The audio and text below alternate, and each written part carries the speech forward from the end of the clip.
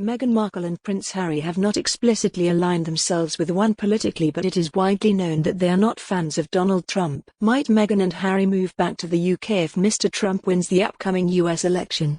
Read more related articles. Meghan Markle, 39, and Prince Harry, 36, settled in Meghan's native California after quitting their royal roles in March. The couple have been based in Montecito, Santa Barbara with their son Archie Harrison, 1, since the summer.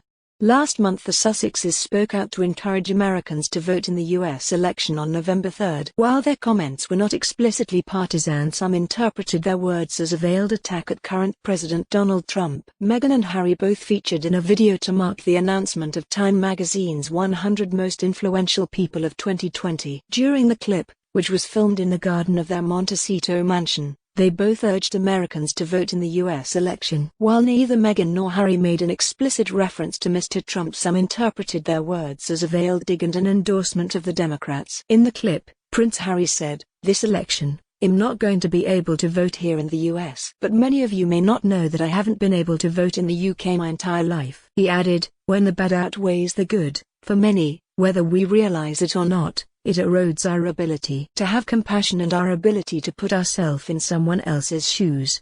Because when one person buys into negativity online, the effects are felt exponentially. It's time to not only reflect but act.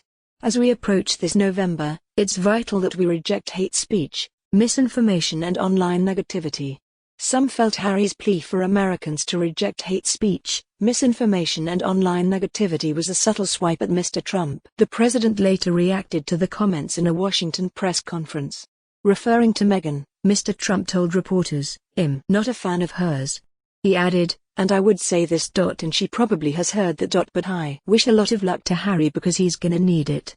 In the same Time 100 clip, Meghan urged American citizens to vote for their voices to be heard in what she called the most important election of a lifetime.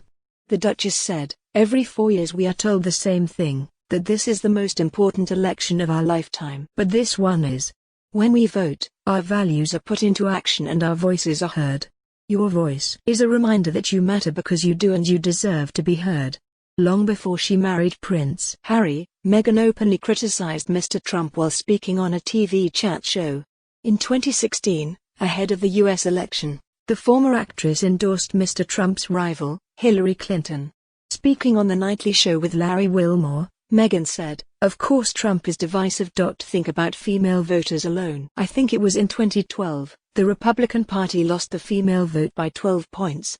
That's a huge number, and as misogynistic as Trump is and so vocal about it, that's a huge chunk of it."